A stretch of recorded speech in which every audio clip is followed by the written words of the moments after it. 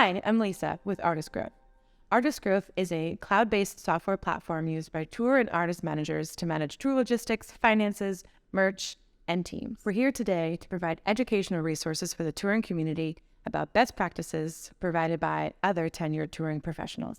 Today, we're interviewing a very special guest, Jordan Loyd. Jordan is the tour manager for globally renowned DJ Tiësto. Welcome, Jordan. Thank you. Good to be here. Yeah, I'm so happy that you're here with us today. Likewise. So, couple questions for you. First, how did you become a tour manager? I actually never thought that I was going to be in the music industry. I kind of fell into it in a weird way. I guess that's how people fall into things. So I started in ski and snowboard, actually photography. I used to do... like Tony Hawk and stuff? Yeah. So I used to work for ESPN and NBC doing Dew Tour and X Games for ski photography. And then I got, I think, tired of being cold and like sitting on half pipes all the time and doing that. Just kind of got a little repetitive. So I started to like weirdly merge into music photography. I had a friend that was friends with somebody that owned a club and started like shooting there a couple times a week. And then ended up going to Miami Music Week. I think it was in 2011. And then kind of just fell into it from there. I started doing festivals and media programs, and then started working with artists, like one-off artists, just touring with them. I've always loved logistics and everything, kind of like a big puzzle like that. So I started doing tour management as well. And then, so kind of goes hand in hand when you're traveling with them. You're touring, you're shooting, photography, video, same thing. So started doing that, worked with a couple artists, and then I suddenly kind of found myself with Tiësto. They reached out over Instagram, actually. Really? Yeah, I was supposed to do photography for them for, I think it was 3 months. And then it's been almost 6 years now. So Wow. yeah. That's so crazy. Yeah, kind That's of awesome. weirdly fell into it. Definitely. Yeah. So how long, that whole span, how long was that, and how long have you been managing tours? So I started the photography side of things with skiing was in high school. So that was 2008, 2007 when I was doing that. I moved into music photography and was doing music photography full time in college around like 2011. And then I started with Tiësto, and I was doing photography for about 3 months with Ben. And then I started taking on TMing responsibilities with logistics. And actually, I think the first tour show that we did was actually like an Asia run, and I had never been to Asia before. So that was definitely an interesting wake-up call to touring. Yeah. That type of thing. So it's been about five and a half years with him doing TMing. Cool. Yeah. What other roles have you filled on the tour? Like, so you're a tour manager now. What other things have you done? Yeah, weirdly enough, I kind of jumped right into it. So I was doing photography for tours and then also doing media programs for festivals. So that's kind of what I had as touring experience. And then I just started doing like logistics and everything like that and fell kind of straight into tour management. So not a lot of like past tour background experience, I guess kind of the normal trajectory. Yeah, but what you're making up for it now, though. Yeah, that's right. So let's get into the state of the tour industry. What major changes have you observed in the way the tours are managed now than they were when you first started? Yeah, I mean, it hasn't been that long, relatively speaking. However, in the past 5 or 6 years, there really has been, I think, a lot of changes. A lot of, I think, really like tech-focused changes have been occurring. I remember it used to be difficult when you're touring internationally, self-service and packages and making sure you're not like spending, thousands of dollars on the phone talking to people. Now you can add a $10 day pass on AT&T. So those type of things, like, I think have really helped communication aspects. And I also think the mobile platforms and the just kind of advancement of phones in general has really helped touring. I have no idea how people toured before internet, much less, everything like that. I mean, like printing MapQuest and stuff like that. You just hope that you will get there. So I think as far as the changes in the past 5 or 6 years, I think it's really been like mobile tech focused and that type of aspect. What do you think the tour industry is getting right, and what do you think needs to be improved? I think there's a lot that the tour industry is getting right. I think that it's a generally fun industry. Like, at the end of the day, you're making great experiences for fans and kids and families and adults. Everybody likes music to a certain degree, and everybody likes their own music. So I think that people are generally pretty focused on what they're doing, and they like what they're doing, and you're surrounded by a lot of good people that are just really in it for that end result of you walking away from a show successfully, I think that it's a really fun industry. So I think that's something that's doing right. I think there are quite a bit of things that it could be improved on.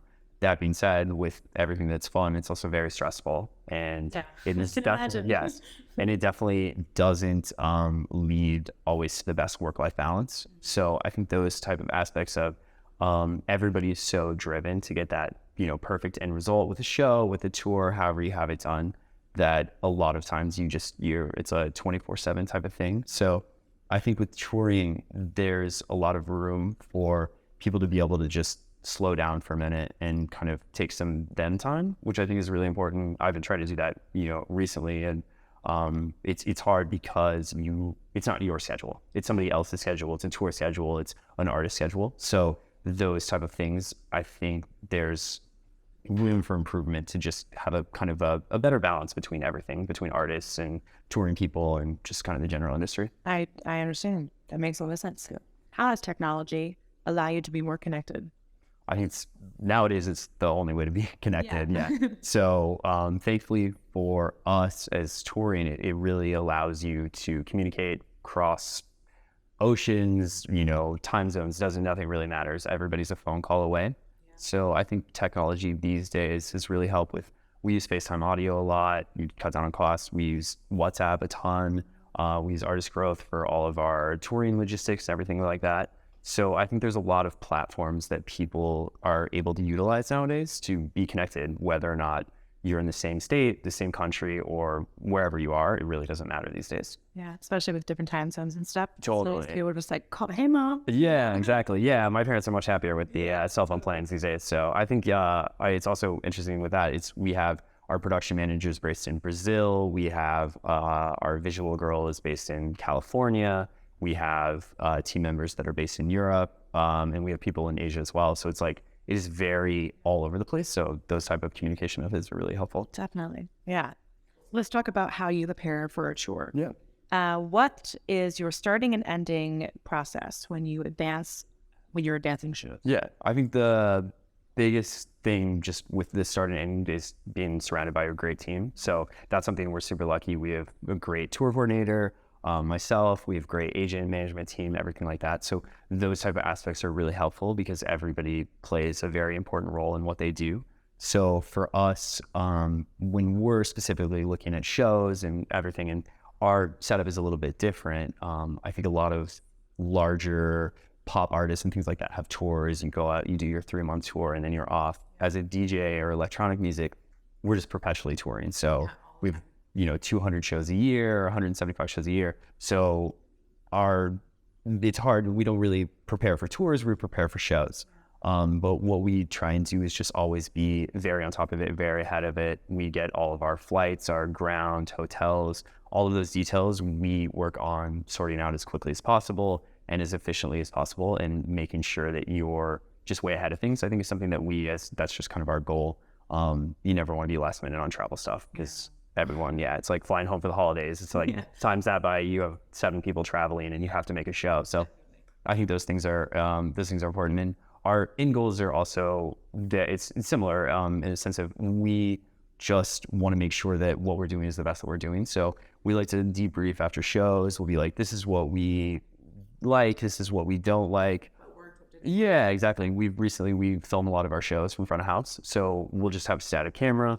We'll kind of take that in and see where the show is going, where we like. And so in addition to debrief, we'll talk about the show. We'll talk about how many people, our type of just everything about the show. We also, that's when we take in merch, everything like that. We do our counts. We enter those into, we use Artist Growth for that.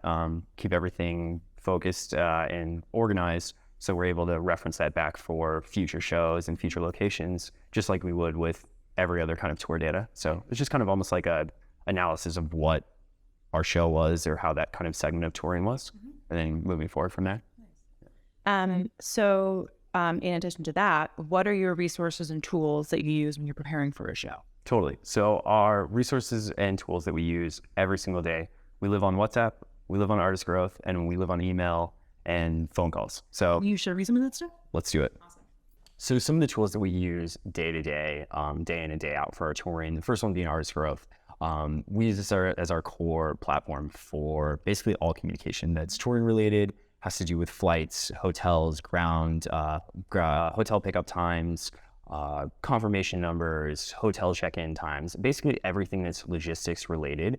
We really just live and die in here. So we have here's an example of a current show, or this is a show that we had in the past a couple weeks ago at Electric Zoo in New York. We have it set up where we have our transportation, where all of our touring team, we have our production manager, lighting, sound, visuals, everybody's able to see what their flights are coming in, flights are coming out. Everyone's able to track it like that. Everyone keeps up to date with everything this way. So it's a very easy way to see. From here, you can see like our production manager was coming from Shanghai, going into New York. Our LD was coming in from LA. Our audio guy was coming in from the Netherlands. So everyone kind of is coming in from all over. So it becomes a very kind of intense game of where's everybody flying from. Exactly, yeah. So it's just like hope they show up.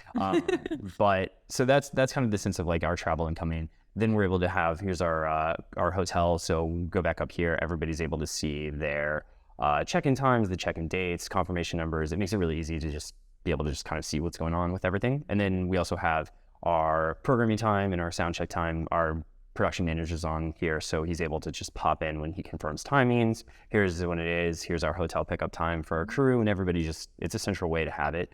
We have all the set times. We always do that, and then we have our pickup times at the end.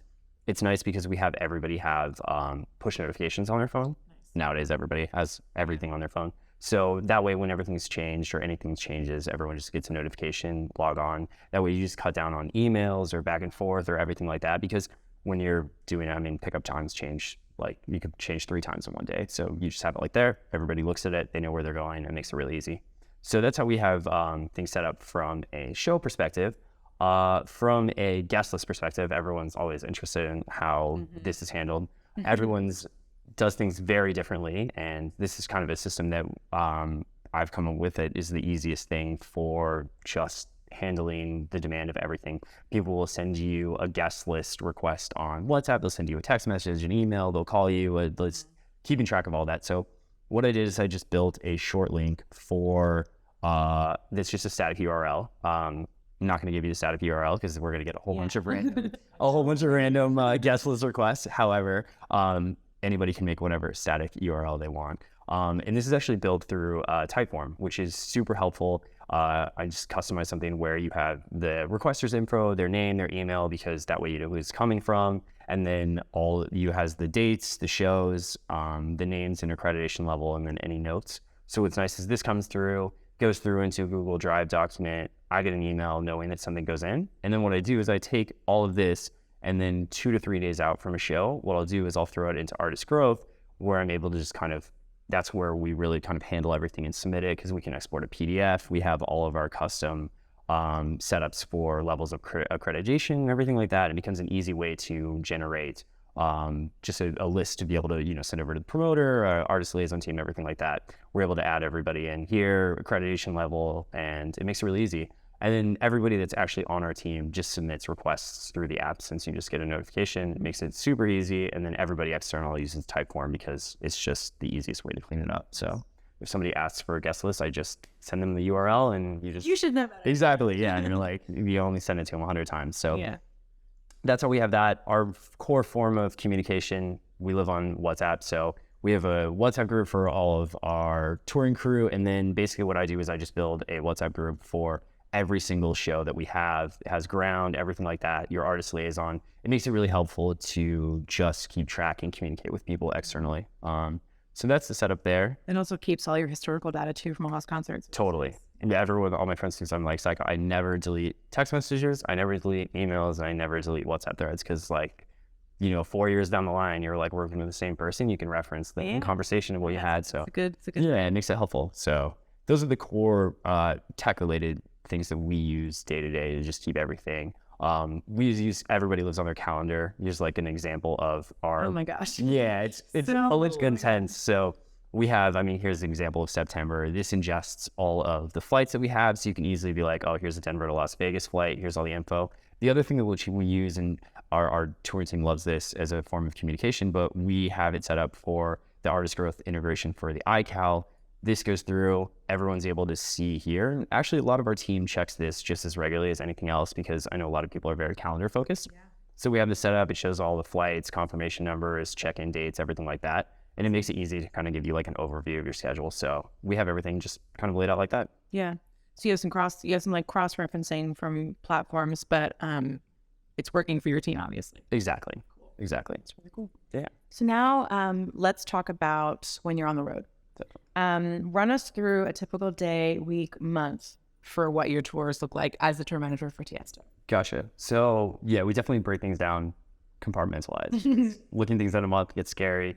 Even weeks are scary as for the calendar, and days are a little bit better. So day of, what we like to do is it's really, I guess it would be better actually start month and then go down to day. So I think when we look at things at a month with our touring team, with our tour coordinator, everything like that, that's where we're really a month out where you're finalizing all your flights, you're finalizing getting into your ground details, you're getting all the details you need back from whatever promoter you're working with, the show, things like that. You're finalizing rider details. Our production manager is finalizing everything that he needs to do from a production standpoint. So everything is at that point really starting to get everything pretty much tied together. You're going to know if you have issues or, having to do substitutes, anything like that. Those are going to be kind of month out things. Getting into more week out, that's when you get a little bit more detailed.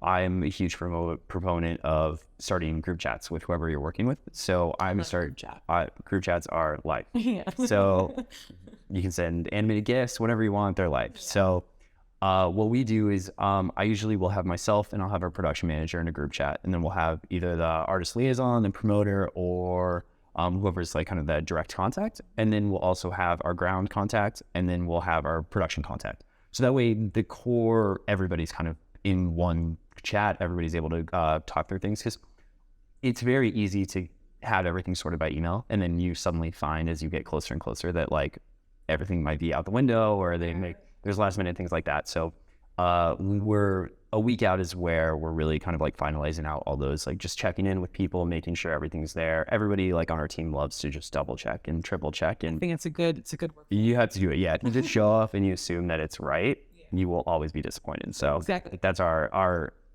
strategy is expect the worst and hope for the best. So and you show up and then you're never just, yeah, I think so. Yeah. So you're never really displeased when you show up, because you're just kind of expecting, you're prepared for whatever is coming because you've already talked it through. Mm-hmm. So our week out is there. Our day out is when you start getting into hyper specifics. That's something I really like about our team. We're very focused on time. Like everybody's very on time. People don't oversleep. People don't mess around with being late for lobby calls or anything like that. Yes, thankfully. And we have a smaller team, so I think it's a little bit easier. I think when you're dealing with 50, 60, 70 people, like that's a lot of people. So everybody on our team is very accountable for themselves, which is nice. So when we're at day adult. Yeah, exactly. Yeah. So thankfully. There's plenty of non-adult things that everyone has their child. Yeah, exactly. So when we're day out, everyone's finalizing the final pickup times for the day. Day out will usually be sound check. Programming is usually the night before if it's an outside festival. If it's a club or something like that, it's usually programming and sound check at the same time, day of. So we'll have that, and then that's any scheduling when the artist is coming in, final details on that side of things. And then a lot of times that's when you're finalizing guest lists, you're finalizing there's sometimes super last minute hospitality substitutes, any weird things that pop up. That's the time where that morning of or that evening before, you really start to like kind of make sure all of that stuff is not falling through. And it's basically just kind of for us, it's just a constant flow of communication. Like it's just how I think anybody would treat a project. Doesn't necessarily mean it's just music. It's just you start kind of big picture and you slowly iron out all the details until day of show. You really shouldn't be freaking out about anything because you probably have talked about it, previously a couple times. I was going to ask, like, is there any point when you don't sleep well because like logistics are just too much? Or the only thing I'm not usually worried about that. The only thing I have is I don't sleep well when it's like 2 hours. And like if you miss it and you like miss a flight, and glorified nap, really. And I'm a 4 if I was thinking through my alarm. So like I set 2 phone alarms. I set a wake up call with the hotel, and on each phone I have like 5 wake up calls, and I've like, knock on wood, like never slept. Yeah, I know. Like, I really actually should knock on wood for this one, but never slept through anything because like I'm very paranoid about that. But that's like the hardest thing, is just making sure that you haven't slept in 3 days and you have 2 hours, and it's like, do you want to sleep or do you want to just stay up and like roll the dice? Yeah, you miss that flight, you miss a show. So those are not great moments. But everything else is sleep okay. Awesome. Yeah. Well, you already spoken to how you maintain open lines of communication with your team. You've spoken to how you use WhatsApp and everything like that. What is the size of the crew that you have that you work with? Yeah. So we currently, our core team right now is we have an LD lighting, we have VJ for visuals, we have a production manager, an audio engineer, and myself. So we have a pretty small team for our production shows. 5 people is kind of our core team. When we're doing really intense like leapfrogs, we do a lot of... What's a leapfrog? Leapfrog, right. So like basically what happens is, if we have, a lot of times over the summer, we'll have 7 shows, 7 days, 7 countries. So it's like you're go, and you don't have a lot of time to, maybe you need to have programming time the night before, but you have a show the night before. So sometimes we'll leapfrog our crew, where we'll have an advanced LD or an advanced VJ. They'll go the day before, and they just kind of always stay a day ahead of you. Okay, cool. So that's sometimes where our crew gets a little bit bigger. We sometimes travel with a videographer as well. So I would say like our crew on average is around 6 or 7, just kind of depending on the shows that we're doing. Awesome. Yeah. So what when changes come up, what's the best way that you communicate info? Do you use anything additionally other than like push notifications, or like what's your process? Yeah, usually last minute changes, things like that, are always going to come over like somehow it's going to be a text or an email or something like that. So that goes through, and then for immediacy, what we do is we'll put it in our group chat, so everybody is like, if it's something very pressing, and then that gets updated into Arts Grow. So if a schedule change goes through, if we're talking about an artist cancels or a set time or a flight cancel, like that's our process is get it out immediacy and then update it where everybody's able to see it. Okay. So yeah, just staying on top of that. So let's talk a little bit more about like the specifics of your team, like the personnel that you have on your team. How do you select the team that you have? Yeah, so that actually, like, that's kind of like a big conversation in itself. That has to do, like artists, agency, management, everybody has, say, with everything on all respects. So I think it's finding people that not only perform really well at their job, but also fit well with the team. Like, you can have somebody that's really good at the job, but they don't necessarily mesh with everybody. Or you could have somebody that's like really cool, but maybe they're not as professional. So I think that is just a general thing. And I think that's with everything, is finding people like that. We're very lucky because everybody that's on our team has been there for quite some time. And on top of that, everybody is very, very professional at what they do. So it's one of those things where if you know that our production manager needs to do X, and it will just get done. Like, it's not something that we have to double check, or say there's something that our lighting guys are working on or our video girl is working on. There's you just know that it's going to get done. So we're just very lucky in that sense of just, having a good team that meshes from that sense. Yeah. So how fluid is your team? Like, if you had to say you had, again, knock on wood, say you had, like a stomach bug and you like just couldn't. Yeah. How fluid does anybody else in your team just sort of take over and cover for you, or vice versa? Yeah, I think you just drag yourself out of bed and pray that you can get through like the 2 hours. Like, yeah, I was like, make it work. Yeah, I think it kind of depends. It's funny, like I've had pneumonia and work through shows, like bronchitis, like all kinds of stuff. So I think it's one of those things where I think that's when we're talking about downsides of the touring industry, it's one of those things you kind of, you just have to work through it. There's oftentimes you're in the middle of a country that's in a continent far away from where you are. So it's hard to get back home or things like that. So I think if there are ever circumstances that are like truly where you can't, like, it's like, life threatening, or there's something that comes up that really is vital to miss it. Our team is very fluid, and it is very nice knowing that somebody could always cover for you if there was an emergency.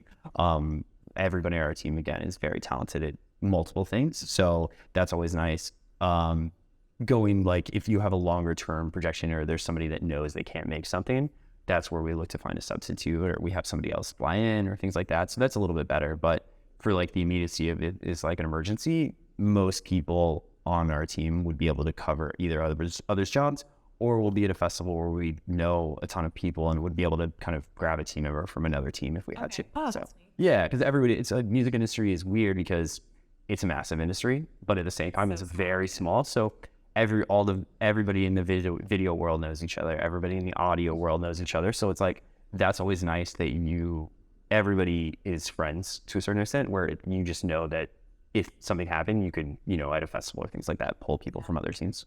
I was going to ask, so you said like, you obviously all trust each other very, very much. And especially in and amongst, like any other videographer that you would need, somebody would help you. That's really cool. That's like it's like an unspoken like bond kind of. Yeah, totally. I think everybody like gets how weird of a job it is. So like at the end of the day, if there was something that you really need to cover, like people will step up. It's not a 9 to 5, that's for sure. Yeah, exactly. So with that being said, how do you maintain a work-life balance? Yeah, I think that's something I have been working on recently more than not. I think the first couple of years I was in it, I was very, very 24/7, like all the time. And I think to a certain extent, you just burn out after a while, and or you get to the point where you feel that, and then you really do have to. I think it's getting older and everything like that. You have to really kind of maintain your health and as well as jobs. So over the past couple of years, I've really been focused on like health. My girlfriend's got me into yoga, which is nice. I always thought it was funny, but it is like a nice mental relaxing kind of awakening. So I've tried to do that. I try and do running a couple times a week just to like get out. I find that like just getting out or things like that. Yeah. Another thing that's really helpful is just sometimes stepping away from your computer and phone. Yeah, and just like requesting like, guys, I'm going to be offline for a few hours. Exactly. Yeah. Or you take a day and it's like, yeah, and everybody like nowadays, and I think it's a bad thing with technology. It's like now everything are just connected all the yeah, exactly. Yeah. So it's very hard to get away sometimes. So taking that day, if you're have an off day and you're just like, I'll get to those emails tomorrow. Because at the end of the day, unless it's something truly pressing, almost everything can wait a day if you really just need some time to chill. Yeah. I think we have it in our minds that we can't. Yeah, exactly. You want to get through the inbox as quickly as possible, but sometimes it's better just to take a minute. So what advice do you have for a new tour manager or somebody who's like freshly starting out in the touring industry? Yeah. That's tough. Yeah. I think if you want to go just in the touring industry itself, I think it is important that you know what kind of schedule it is, and just look at how long or how much you want to be in a schedule. If you want to do a full-time tour, if you want to do a part-time tour, I think it's really important that somebody would maybe do like a little test run or something like that before you fully commit yourself and really go into it to see if that type of travel, that type of hours, those things like that people like, everybody sees the show, but they don't see like all the teams behind it. Right. So a lot of times I think there's a glorification of music and stuff, and people get in that. So I think it's just making sure that it's kind of an industry that you want to get into. It's specifically related to touring, because it does the hours, everything like that. And I also think it's important to find really good people that you like to work with. So you get out with them a lot. So. Yeah, exactly. It's a little family that travels everywhere. And like, I always like, it's funny, everyone says the thing, it's like, you have to live with somebody before you get married to them. Oh, yeah. My thing is you have to travel with somebody before you get like married to them or like work with them. Cause it's like living with somebody is one thing, but like traveling with somebody is like, that's where you like, that's stressful mania. So I think that's an important thing to like just take in consideration with, if you're going into touring. I think it's important to look at the people you're going to be working with, and then making sure the people that you're working with are people you want to associate yourself with. Cool. Very cool. I think it's a good call out that it is kind of glorified, and it's like it's so hard work and it's so grueling, and the hours and the travel. Like, yeah, it looks nice on paper, but then when you're actually in it, it's a very different experience. Yeah, everyone on the team is like, it's like you go 3 days without sleep, and everybody is like grinding. You shower? Yeah, exactly. You're like. So there's just like, I think that's like a level of like camaraderie that you build. It's just like it is that little like family that's, deals with similar situations. Definitely. So just some like kind of like fun questions I want to ask that I'm kind of curious about. What's the funniest thing that's ever happened on a tour that you could think of? Oh, work appropriate. Maybe. Work appropriate. This is PG. Okay. PG things. We've had a lot of really like fun times. So like, I think that's a thing that's great about touring is like, not only are you going to these shows, but you're very fortunate to be able to see incredible locations and visit places that I've been in more places than I never, ever would have been able to go to or, dreamed I would have gone to. So I think that leads to some very funny circumstances and like, you know, all of those little conversational things. I think the funniest thing recently that's happened to us is we had a tour in Iceland recently, and we did this Northern Lights tour, which was amazing. We did it a couple of years as well, and we did all throughout Norway, and then we did a week in Iceland. So we had one show in Iceland, and we spent like 5 days in Iceland just being tourists, which was so much fun. So we had to do like helicopter rides, and we did like kind of all over the place. But we did a 4x4 tour with these giant like lifted Land Cruisers. They like inflate the tires, like they're these massive like monster trucks, like a little kid's dream. So we drive like 2 hours out, and like we're just going on the highway, and then like finally we get into the off-road section. And the whole kind of point is like it is very, very like off-road. Like you're driving through like rivers, and like there's like they're inflatable tires, so they inflate and they deflate. They have like spikes on them. It's like very intense. Like I was not prepared for it. And then we had a very it's funny, the driver was very confident in himself. Like he knew we were like, it was with an artist, like he like had an idea, and like he was like wanted to be like macho drivers. Sometimes we drive over rivers that can be quite heavy. We're gonna go over one big one a little bit later today. It's gonna be fun. That'd be cool for a picture and something like that. Yeah. Huh? Maybe when we cross this river we should get out. Yeah. Take some blades and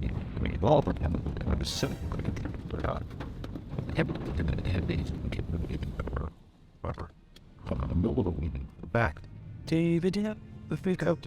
We ended up driving through a river that had ice on top, and we didn't take the like calm route. We took the like I'm gonna be cool route, and we got stuck in the river, like, and the car was like this, like it was really like, and it's like when you look at it in film, like it's funny because it doesn't feel like it's like that, but we were like, it was like you were falling in the seatbelt, like, and it's like I thought we were gonna like start filling up with water. Like our camera guy in the front, like Nikki had like thousands and thousands of dollars worth of camera, like a red camera set up, and like he's in the front, like, and this guy is like just whistling and trying to get out, and he's like rocking back and forth, and like we had sucked. So we honestly we had to wait 2 hours for another recovery vehicle to come tow us out. That took an hour, and it was just like it was such like a funny circumstance where you could just never see yourself. Like at the time we were like, this is ridiculous. It's like 0 degrees outside, and the wind is blowing like 40 miles an hour, and you're just like, we were just like laughing so hard because it's just so ridiculous. So I think that's cool with touring. It leads you to like circumstances like you never be in this. And we just survived. Yeah, exactly. So, we made it. It made us stronger. We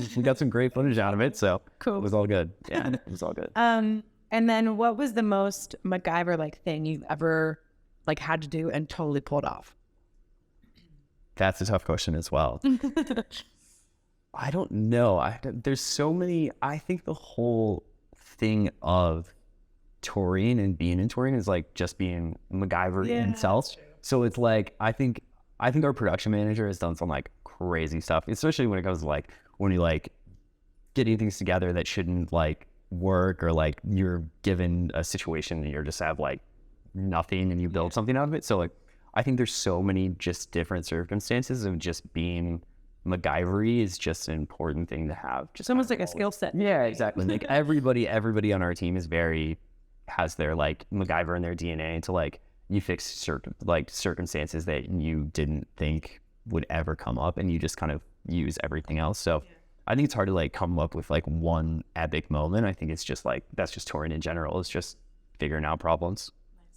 And the last thing I want to ask you is what is the most powerful thing that you've learned about yourself all these years of touring so far? Oh, another very deep question. We go for the you go for the hard questions at the end. I think that kind of like ties into the kind of life balance, everything like that. I think when you spend a lot of your time I think it's really important to travel by yourself a lot of times, because I think that's where you start to like, that's like just like a nice reflection period. Like there's this weird thing of just being at a very crowded airport and being not with a family, not with your friends or significant other or anything like that, and just like being by yourself and traveling. I think that's a really good reflection time. So I think that's been something, and just spending a lot of time in places that I never would have gone to or never been able to see. I think that's something that I've like really tried to reflect on and be as appreciative as possible. That just, it's a very, very stressful and intense industry, but at the same time, there's like so much cool things that you do. And it's like, I think it's one of those things that whatever you put into it and like you try and take from it. It's available. So I think overall that would be it. I think it would be like really taking a couple minutes or, 10, 15, 20 minutes a day and just taking it in.